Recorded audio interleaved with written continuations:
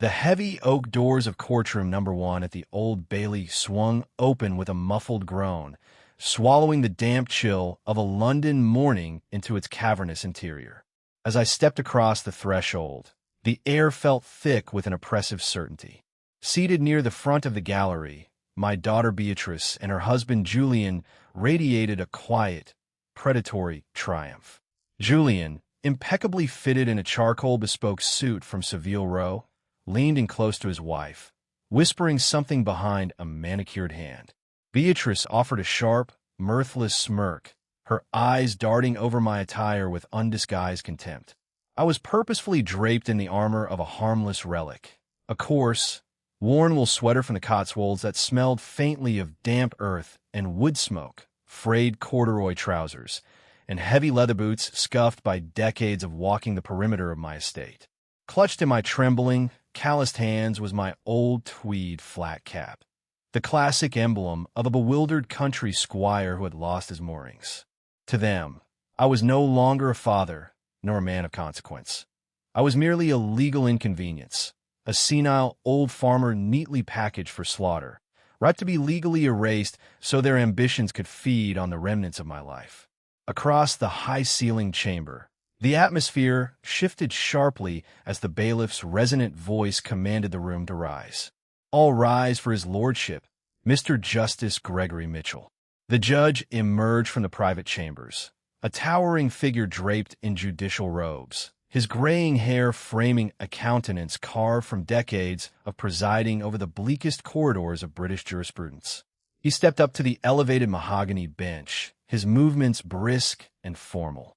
But as he settled into his leather chair, preparing to glance down at the preliminary documents of the emergency conservatorship petition, his eyes swept across the gallery and instinctively locked onto the defense table. For a terrifying, suspended second, the entire courtroom seemed to hold its collective breath. The color drained from Judge Mitchell's face with alarming speed, stripping away the dignified flush of office until his skin assumed the pallor of old parchment. His fingers, resting on the edge of the bench, curled tightly into the wood. The heavy wooden gavel, meant to signal the commencement of the proceedings, slipped entirely from his grasp.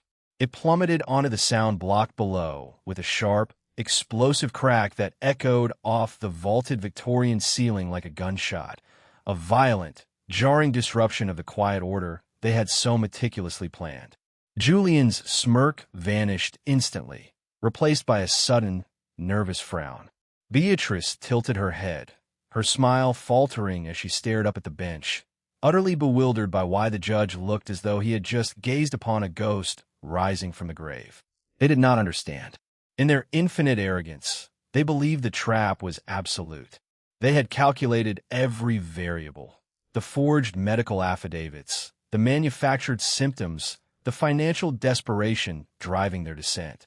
But they had fundamentally miscalculated the weight of a legacy.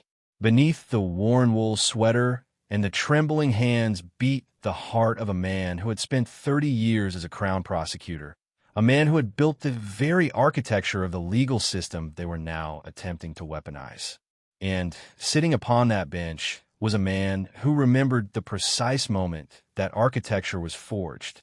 3 months prior to that fateful morning at the Old Bailey, the world had worn a very different face, one bathed in the golden, deceptive light of an English autumn at my secluded estate just outside Bourton-on-the-Water in the Cotswolds. Ever since my beloved Lady Eleanor had succumbed to her long illness 2 years ago, this historic stone property had become my entire universe. It was a tranquil sanctuary far removed from the relentless clamor of London, a sacred ground where I could tend to her cherished English rose gardens, feed the resident hens, and sit in quiet contemplation on the weathered oak porch as the shadows lengthened, keeping a silent vigil with the memories of the decades we had shared. In the wake of my profound grief, the complexities of modern bureaucracy and asset management felt increasingly burdensome to my aging eyes. Trusting in the sacred bonds of blood and marriage, I had gladly handed over the intricate financial reins of my estate to Julian Sterling. With his tailored bespoke suits, polished Oxford charm, and the smooth, articulate cadence of a high-flying venture capitalist from the city, Julian had effortlessly convinced me that I should not burden my retired mind with ledgers, wire transfers, and municipal paperwork. I believed him implicitly, mistaking his corporate ambition for filial devotion, and anchored all my remaining faith in the family we had built together. That illusion of peace shattered irrevocably on a crisp Thursday afternoon. I had walked down the long, winding gravel driveway to retrieve the Daily Post from the cast-iron box near the estate gates. Amidst the usual clutter of seed catalogs and local grocery flyers, a heavy, cream-colored envelope caught my eye, dominated by a stark, menacing red stamp across its face. It bore the official insignia of the Gloucestershire Local Tax Authority. With a slight, uncharacteristic tremor, I tore open the seal, expecting a routine annual receipt. Instead, the bold, uncompromising black typography at the head of the page struck me with the force of a physical blow, causing the breath to catch sharply in my throat. Final notice of default. Property tax delinquency and imminent foreclosure warning. Standing there alone in the autumn wind, which suddenly felt as biting as midwinter ice, I read the legal document 3 separate times to ensure my eyes were not deceiving me. It stated unequivocally that my property taxes were 90 days past due, and unless the substantial balance was settled immediately, the county council would initiate formal statutory proceedings to seize the estate, the very sanctuary where Eleanor and I had pledged to spend our twilight years. The terror of the moment was not rooted in the impending loss of bricks and mortar, but in the sickening realization of a betrayal far more profound. Exactly 1 month prior, I had transferred £35,000 directly from my primary account into Julian's corporate hands, specifically designated to cover this exact municipal obligation. Over a Sunday roast, he had looked me in the eye with absolute serenity, assuring me that the matter was fully resolved and urging me to rest easy.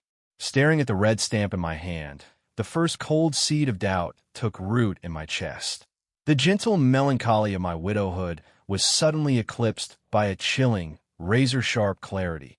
The sanctuary I had sworn to protect was being undermined from within, dismantled by the very hands I had trusted to guard its gates. That very evening, just as the last amber rays of the Cotswolds sun dissolved into the heavy shadows of dusk, the sleek silhouette of Julian's luxury saloon swept up the gravel drive, its high beams cutting through the autumn chill to illuminate the front porch where I stood waiting. Julian stepped out first, unbuttoning his tailored overcoat with an air of unhurried, corporate detachment, while Beatrice followed closely behind, her designer handbag clutched tightly in her manicured hands, her face set in an expression of exhausted, martyr-like patience. Without the customary warmth of a familial greeting, I invited them into the high-ceilinged drawing room and placed the menacing tax default notice squarely upon the mahogany coffee table. "Explain this to me, Julian," I said, pointing deliberately to the bold red ink of the municipal warning. "I gave you £35,000 a month ago specifically for this purpose. What has happened to the funds?" Julian did not even glance down at the parchment. Instead, he released a soft, theatrical sigh, unbuttoned his jacket further, and settled back against the sofa with an arrogant, fluid ease that grated against the solemn history of the room. "Sir Arthur, you are allowing yourself to become entirely overwrought by a routine administrative glitch," he replied, his tone smooth, patronizing, and utterly devoid of remorse. "I settled those municipal accounts weeks ago. Local government bureaucracies are notoriously sluggish when it comes to updating their registries. You really should not burden your retired mind with such trivial paperwork. This document was printed 3 days ago," I countered, keeping my voice level as I tapped the official date stamped at the top of the page. "It explicitly states that no payment has been registered. If you cleared this debt, show me the bank transfer confirmation right now." Julian exchanged a swift, exasperated glance with Beatrice, a silent, practiced exchange that communicated a shared narrative. Here we go again with the erratic old man. "Father, stop this relentless interrogation," Beatrice snapped, stepping forward to place a perfectly manicured hand upon Julian's shoulder with performative protectiveness. Julian is doing you an immense favor by managing these complex accounts. You have simply been forgetting things lately. Your memory is failing you, and you are becoming deeply confused. I am not confused, Beatrice, I replied, staring directly into her eyes. I am reading a legal notice of foreclosure. No, Father, you are profoundly confused, she insisted, her voice rising just enough to dominate the acoustic space of the room, hardening into a cold, unyielding edge. Do you not realize how rapidly your cognitive faculties have deteriorated? Just last week, you forgot the name of our spaniel. 3 days ago, you called me twice in one morning simply to ask what day of the week it was. And yesterday, she paused, letting out a dramatic, trembling breath that seemed designed to sell a tragedy. Yesterday, Julian and I dropped by unannounced while you were napping, and we found the gas stove in the kitchen left wide open. The entire back of the house smelled like a lethal leak. You could have easily blown up this historic estate and burned to death in your sleep. We had to rush in, manually shut off the valve, and throw open every window in the house. The room plunged into an instantaneous, suffocating silence. The only sound remaining was the heavy, measured ticking of Lady Eleanor's antique grandfather clock echoing down the hallway. I stared at my daughter, feeling the sturdy oak floorboards beneath my boots turn metaphorically to ash. The gas stove.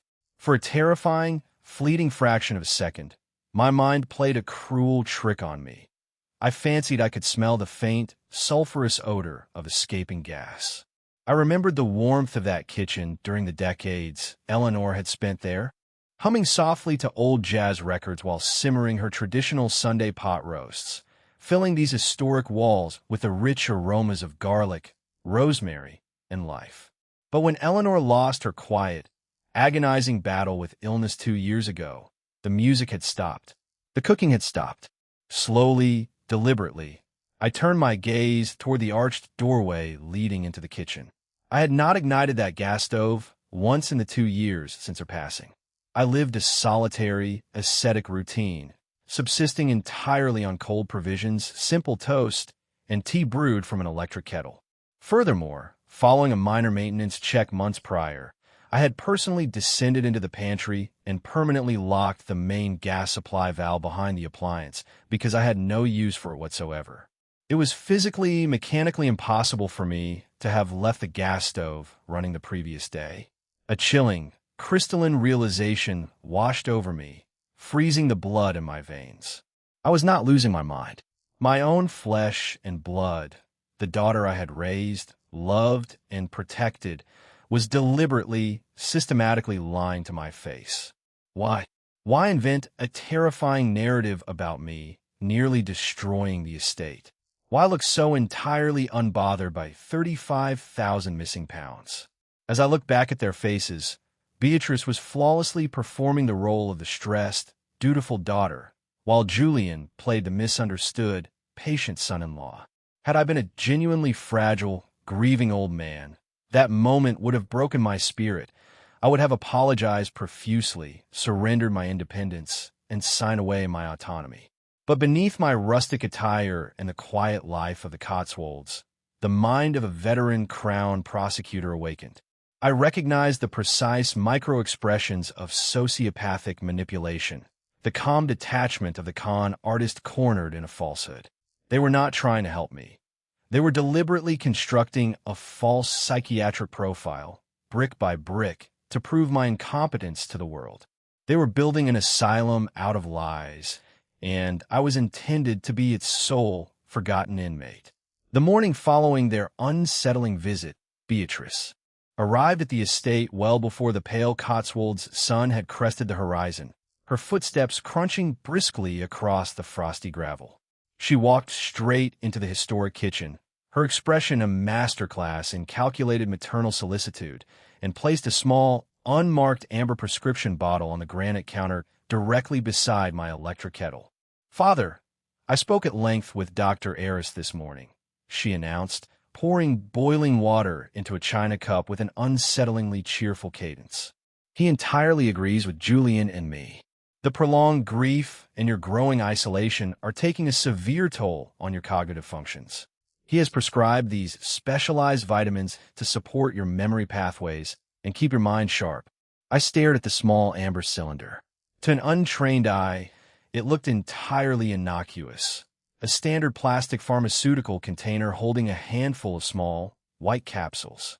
Yet, deep within the chambers of my mind, a dormant voice awakened.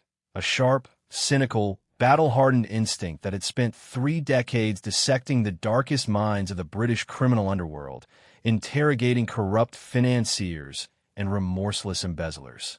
Do not touch them, it whispered with absolute finality. Do not ingest a single grain. For an agonizing few seconds, the eternal war between fatherhood and reason raged within my soul. How could I, a man who had taught that very daughter to ride a bicycle along these country lanes, who had proudly watched her graduate, who had walked her down the aisle to marry Julian, allow my hardened prosecutor's paranoia to accuse my own flesh and blood of such monstrous malice?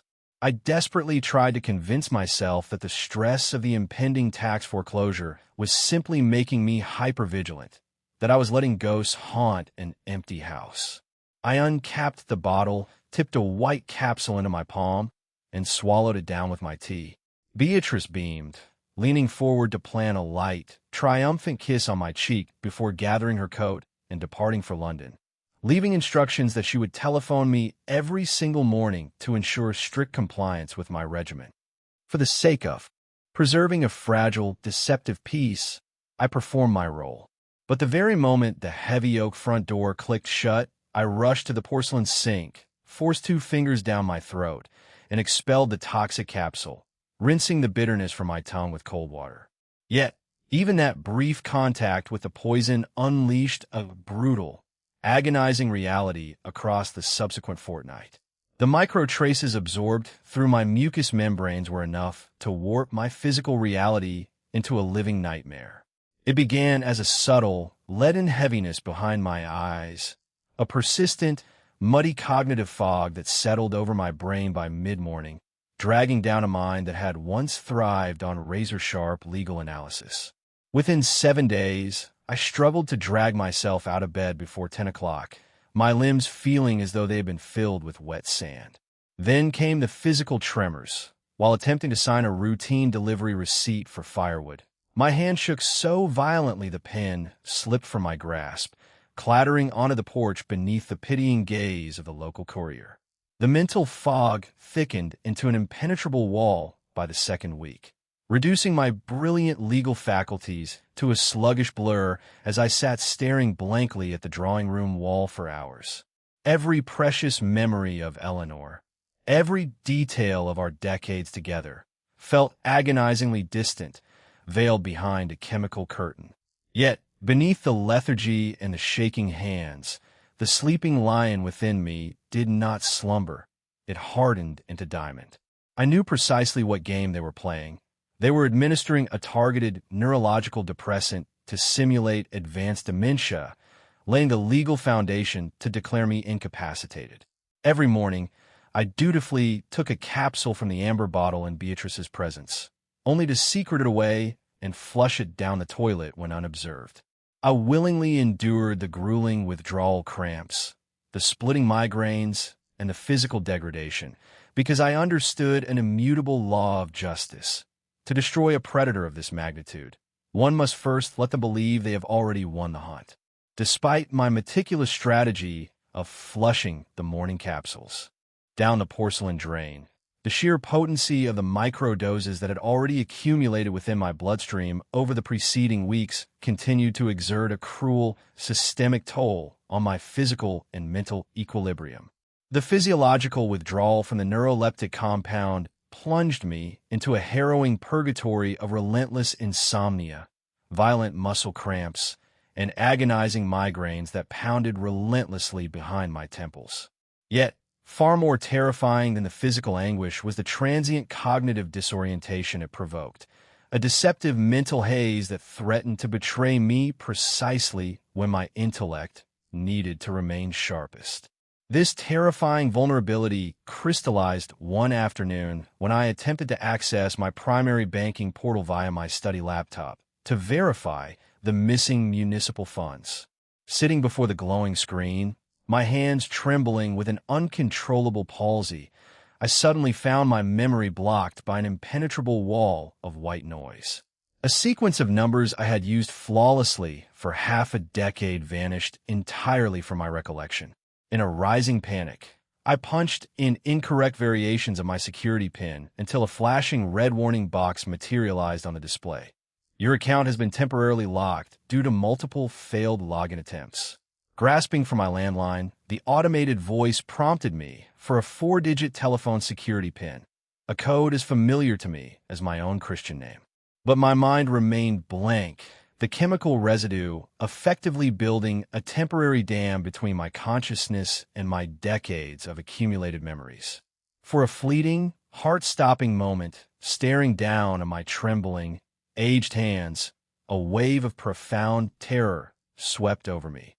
I felt the cold panic of an old man genuinely losing his grasp on reality, wondering if Beatrice and Julian were perhaps right, if my mind truly was crumbling into dust. Yet, that transient flash of despair instantly ignited a fierce, righteous defiance. I refused to surrender to a fate engineered by deceit. I recognized that visiting my regular general practitioner in London or the local village surgery in the Cotswolds was entirely out of the question. Beatrice was legally designated as my medical proxy, and any formal toxicology screen requested locally would instantly trigger an automated digital alert to her smartphone, laying bare my counteroffensive. I needed to go completely off the grid. To bypass the modern digital footprint, I bypassed my sleek sedan, which was quietly equipped with satellite tracking devices, and walked out to the weathered timber barn. Beneath a heavy canvas tarp sat my old, untracked Bedford farm truck from the late 90s. I retrieved the ignition key from its hook, tossed the suspicious amber pill bottle onto the worn passenger seat, and coaxed the aging diesel engine into a loud, mechanical grumble. I drove for over an hour through winding, unpaved back roads, navigating the misty rural lanes of Gloucestershire until I reached an isolated, unassuming medical clinic nestled inconspicuously between two remote farming hamlets. The waiting room was empty, save for the hum of an old refrigerator. I approached the reception desk, paid a £300 consultation fee entirely in crisp, untraceable cash, and registered under a discreet variation of my middle name.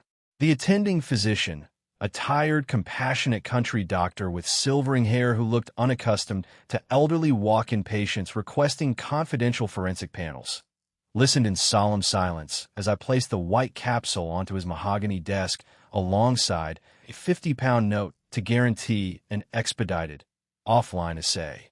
I instructed him that I required both a comprehensive qualitative breakdown of the compound inside the pill and an immediate venous blood panel to detect any foreign neurotoxins circulating through my veins.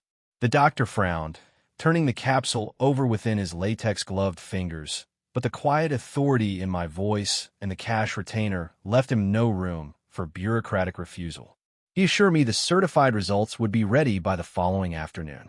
Driving back through the deepening twilight toward the silent expanse of my estate, a profound sense of solitude washed over me.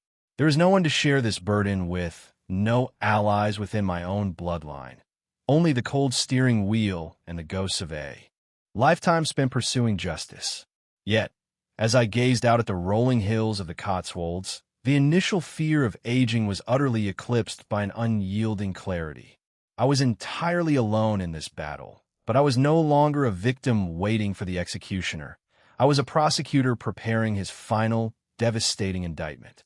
The true depth of the conspiracy unfolding around me became chillingly clear the following afternoon, shortly after Julian arrived at the estate for another routine, performative welfare check.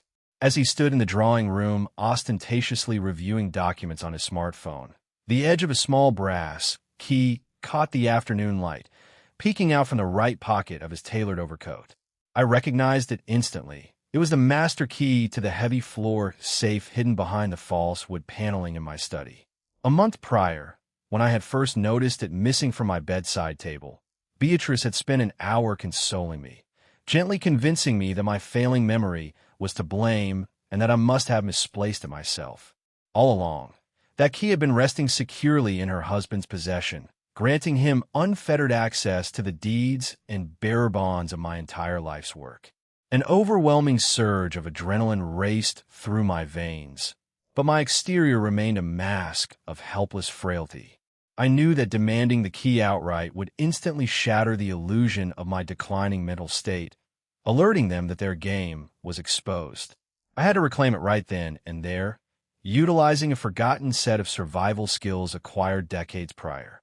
During the height of my career as a Crown prosecutor in London, leading complex state operations against organized crime syndicates, I had occasionally relied upon informants from the criminal underground. Among them an aging, reformed pickpocket who had taught me the delicate mechanics of the dip.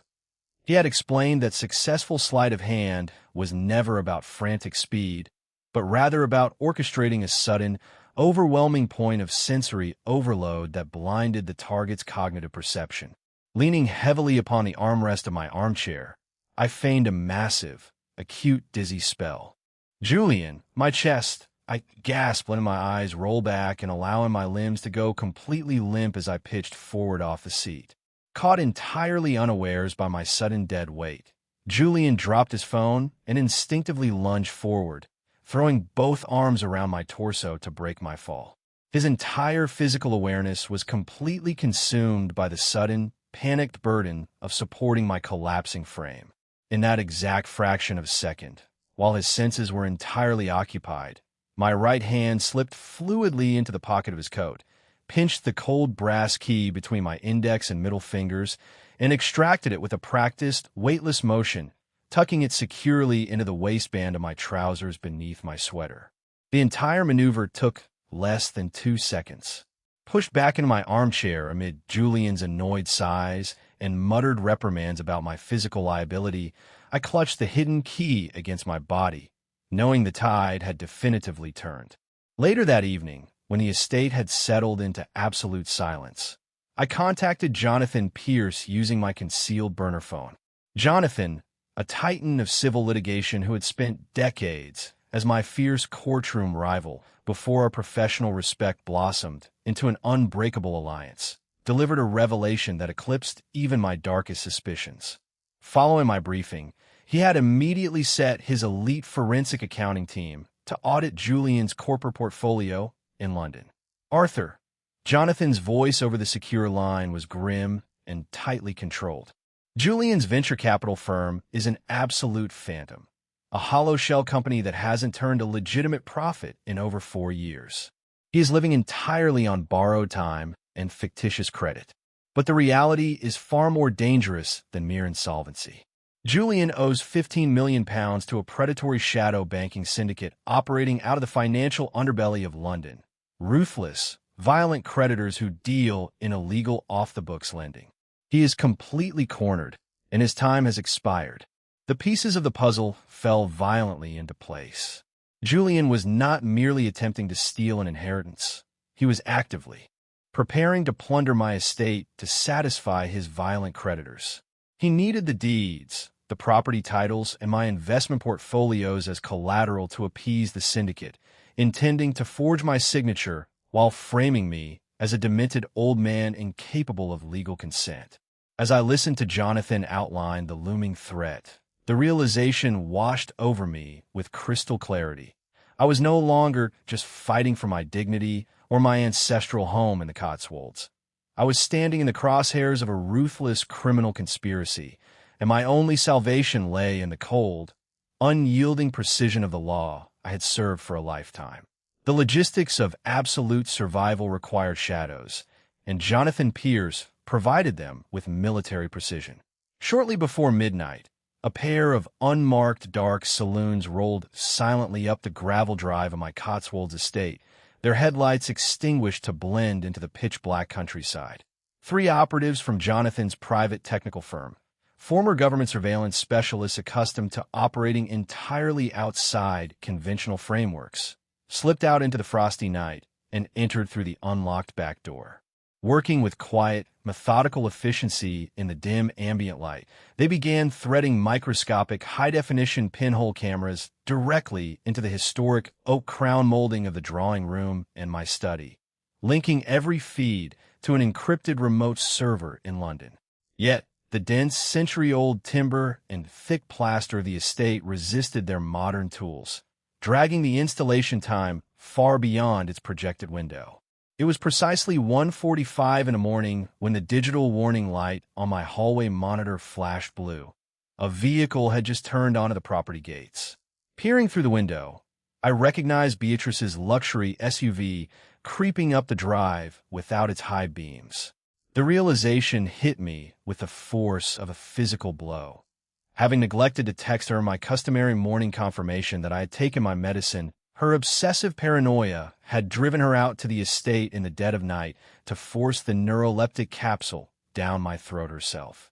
Panic threatened to derail the entire operation. The technical team was still actively routing wires across the drawing room rug, and tools lay scattered across the floorboards. If she entered now, the multi-million-pound legal trap would be shattered instantly. Recognizing the desperate urgency, I made a split-second decision that demanded the ultimate sacrifice of my dignity and physical comfort. Throwing off my slippers, I stripped down to my thin cotton nightshirt and stepped directly out through the front door into the biting, sub-zero chill of the early morning frost. The shock of the freezing air struck my bare skin like a barrage of needles, but I welcomed the visceral agony. It fueled the authenticity of my performance. Shivering violently, my teeth chattering uncontrollably against the winter wind, I stumbled blindly down the stone steps onto the jagged gravel of the driveway, just as Beatrice slammed her car door shut. I widened my eyes, let my jaw slacken into a vacant stare, and began crying out into the dark, empty expanse of the Gloucestershire night. "Eleanor!" I wailed, letting my voice crack with a heartbreaking, pathetic desperation that echoed off the stone walls. "Eleanor, my darling, where have you gone? The house is so terribly cold, and I cannot find the keys." Beatrice stopped dead in her tracks, her designer boots crunching sharply on the gravel as she marched toward me, her face twisted in cold irritation rather than filial concern. "Father, have you entirely lost your senses?" she snapped, grabbing my arm with a bruising grip. "Get back inside this instant before you catch pneumonia."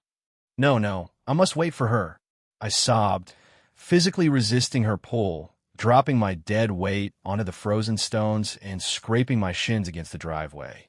"The shadows. There are men moving the walls. Beatrice, I am frightened."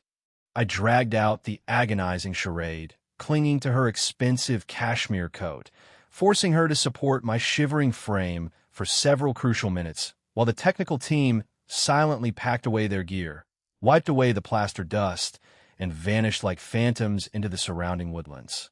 Every second I spent freezing on that gravel was a masterclass in psychological warfare, trading my physical well-being for the preservation of our legal counteroffensive. When she finally hauled me back inside the warm foyer, breathless and repulsed by my apparent madness, she triumphantly forced a fresh white capsule between my lips. I swallowed hard, making my throat move convincingly, while secretly concealing the pill inside my cheek to spit out the moment she departed into the night. As her taillights disappeared down the drive, I stood alone in the dark hallway, shivering and drenched in sweat, yet enveloped by a fierce, immovable triumph. Let her believe she had broken me. The invisible lenses in the ceiling were already recording her betrayal, and the final cage was closing around her. The following morning broke with a heavy, leaden overcast that mirrored the cold, calculated resolve hardening within my soul. Reviewing the pristine, encrypted video feeds from the microcameras hidden in my study, I knew the trap was set. Jonathan's forensic accountants had thoroughly mapped Julian's £15 million shadow debts, and every keystroke of his unauthorized burglary was safely preserved on a secure server in London. Yet, To secure an absolute, unassailable legal victory, I needed to force their hand completely, to drive them into a state of blind desperation where they would bypass all standard procedural caution and commit an overt, undeniable act of fraud. I needed to introduce an unforgiving, ticking clock. Dialing Beatrice from my landline, I deliberately modulated my voice, smoothing away the raspy tremors to project an eerie, chilling semblance of sudden lucidity. "Beatrice," I said, keeping my tone measured and calm. "I have had a rare, clear morning, and my mind is quite sharp today. I have been reflecting deeply on my legacy. I call my solicitor this first thing this morning. This coming Monday, at precisely 9 o'clock, I am executing the final legal transfer of the entire Cotswolds estate, the house, and all surrounding lands over to a national agricultural preservation charity. It is the only way to safeguard your mother's memory from developers and municipal seizure. Once signed, the transfer is entirely irrevocable." The silence on the other end of the line was absolute, instantly followed by a sharp, terrified intake of breath. Without the estate and its multi-million-pound equity to serve as collateral against his violent London creditors, Julian was a dead man, and their lavish lifestyle would evaporate overnight. The artificial calm shattered instantly. True to my calculated projection, they panicked, paralyzed by the terrifying prospect of losing their leverage before Monday morning. Julian and Beatrice completely abandoned all tactical patience. Bypassing standard legal scrutiny, they weaponized the emergency ex parte provisions of the court system, a secretive legal mechanism designed strictly for acute, life-threatening medical emergencies where a patient poses an immediate danger to themselves. They submitted the forged affidavits purchased from corrupt out-of-state neurologists, backed by selectively edited video footage of my feigned nocturnal episodes, convincing a judge to grant a secret, immediate conservatorship order without my presence or representation. The devastating culmination of their conspiracy manifested abruptly at dawn on Friday. The harsh crunch of heavy tires broke the morning quiet as 3 Gloucestershire police cruisers swept up the gravel drive, their blue and red emergency light bars flashing against the frost, accompanied by a sterile white social services van bearing the official seal of the state. Heavy, authoritative knocks pounded against my front door, echoing through the historic farmhouse like a death knell. When I unlocked the deadbolt and pulled the heavy oak door open, a stern police officer and a clinical social worker stepped forward, handing me the thick stack of emergency ex parte papers. As I stared down at the black typography of the temporary conservatorship order, a profound, bitter wave of irony washed over me, twisting my lips into a grim, mirthless smile. Decades ago, during the prime of my career as a Crown prosecutor, I had been appointed to a special parliamentary commission tasked with drafting the very statutes governing emergency conservatorship and adult protection frameworks in the United Kingdom. I had personally championed and authored those exact legal mechanisms, arguing passionately that swift, unhindered intervention was necessary to shield vulnerable, elderly citizens from predatory financial fraud. Now, through a cruel and perverted twist of fate, the very legal masterpiece I had forged to protect the innocent was being wielded against me by my own flesh and blood as an iron shackle to strip away my freedom. Beatrice stood near the garden gate, dabbing her dry eyes with a tissue, playing the role of the heartbroken, dutiful daughter to absolute perfection, while Julian radiated a silent, triumphant smugness from the shadows of a sedan. As the officers gently gripped my arms to guide me toward the transport van, I offered no resistance, keeping my gaze lowered in simulated defeat. Let them celebrate their temporary triumph. Beneath the heavy wool of my cardigan, the cold plastic casing of my hidden burner phone pressed firmly against my chest, my silent anchor to reality and the fuse of the final, inescapable trap. The transport van delivered me to a high-security behavioral health facility on the grim outskirts of Gloucestershire, a clinical purgatory of sterile white corridors, heavy steel doors, and the unremitting hum of fluorescent lighting. I offered absolute, passive compliance, knowing that any display of protest or legal reasoning would instantly be logged as combative paranoia. Escorted to a sparse room containing a bolted iron bed frame and a single window with reinforced glass, I was officially cataloged as a ward of the state under the emergency conservatorship order. Yet, beneath the fragile, trembling facade I projected to the rotating shifts of psychiatrists and orderlies, my intellect burned with the steady, unyielding intensity of a blacksmith's forge. Once the initial intake rounds concluded and absolute stillness settled over the secure wing, I slid my hand deep beneath the thin institutional mattress, retrieving the small, untracked burner phone I had successfully shielded through the intake search. Shielding the minimal screen glow with my palm, I established a secure digital lifeline with Jonathan Pierce. Over the course of the harrowing 72 hours mandated by British law, before a formal evidentiary hearing could ratify a permanent conservatorship, Jonathan and I operated with clockwork precision. Through rapid, encrypted text transmissions, we synchronized every facet of our legal ambush. Jonathan confirmed that his elite forensic accountants had completely mapped Julian's £15 million shadow debts to the London syndicate, secured the high-resolution surveillance footage of Julian's unauthorized burglary of my study safe, and, most crucially, secured signed confessions from the two corrupt out-of-state neurologists who admitted to accepting £50,000 wire transfers to forge my medical affidavits under the imminent threat of federal perjury charges. The physical confinement was suffocating, testing the absolute limits of my endurance. To maintain the illusion required for the courtroom trap, I deliberately skipped meals, wore a vacant, disoriented stare during psychiatric evaluations, and murmured disjointed fragments when questioned about my orientation. Every fiber of my professional dignity screamed against the performance. Yet my inner strength remained anchored by a profound, unshakable faith in the scales of justice. I knew that the 72-hour clock ticking away was not a countdown to my permanent erasure, but the final fuse of an inescapable legal detonation. On the morning of the third day, as the facility orderlies unlocked my door to prepare me for the transport to the Old Bailey, I straightened my posture within the worn woolen cardigan, slipping the burner phone back into its secret resting place. Let them cherish their fleeting illusion of absolute victory. The trap was fully set, and the hunters were about to walk directly into the lion's den. The heavy oak doors of courtroom number 1 at the Old Bailey swung open once more, locking into place as the solemn weight of final judgment descended upon the chamber. Escorted into the dock, I maintained my stoic, trembling facade until the precise moment the presiding judge prepared to ratify the permanent conservatorship. Rising deliberately from my chair, I stripped away the illusion of senility with a single, commanding movement, locking eyes with his lordship Mr. Justice Gregory Mitchell.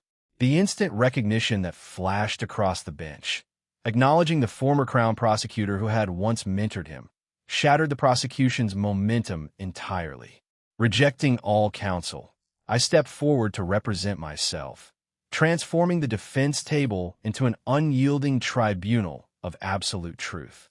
One by one, the meticulously curated pillars of their conspiracy were systematically dismantled. Jonathan Pierce's legal team wheeled forward the definitive evidence, the pristine, high-definition digital footage of Julian ruthlessly cracking the analog combination dial of my study safe, the certified toxicology reports confirming the systematic daily administration of neuroleptic sedatives, and, most decisively, the formal, signed confessions from the two corrupt neurologists admitting to accepting £50,000 bribes for forging my medical evaluations under the looming shadow of federal perjury. The expensive corporate litigator representing my daughter abandoned his briefcase and fled the courtroom in disgrace, leaving Beatrice and Julian entirely exposed to the unsparing light of accountability. When a mountain of irrefutable evidence was formally entered into the permanent record, Judge Mitchell's expression hardened into righteous judicial fury. With a sharp strike of his gavel, he formally revoked the fraudulent ex parte conservatorship, declaring it null and void from its inception. As the gravity of their crimes materialized into undeniable reality, Julian panicked, violently shoving Beatrice aside as he bolted down the central aisle toward freedom, only to be tackled instantly by the court bailiffs and pinned harshly to the floorboards as cold steel handcuffs snapped onto his wrists. Beatrice collapsed into her chair, weeping hysterically in profound, inescapable despair as the judge issued immediate bench warrants and ordered both defendants into maximum security custody to face felony charges of grand larceny, forgery, elder abuse, and attempted chemical poisoning. Within 6 months, the legal machinery completed its merciless arc. Julian was sentenced to 15 consecutive years in a federal penitentiary as his shadow banking syndicate collapsed under forensic audit, while Beatrice received a severe custodial sentence in a state correctional facility, entirely stripped of the unearned luxury she had betrayed her family to secure. Months after the echoes of the courtroom had faded into silence, I stood once more upon the weathered oak planks of my back porch at the Cotswolds estate as the first pale, golden rays of a November dawn broke over the rolling hills. Holding a steaming mug of black coffee, I gazed out over the historic rose gardens where Lady Eleanor's memory lingered in every breath of crisp morning air. The trauma of the betrayal had left its indelible scars, yet within my chest beat the quiet, unyielding heart of a man who had successfully defended his sanctuary through the pure, uncorrupted power of intellect and moral fortitude.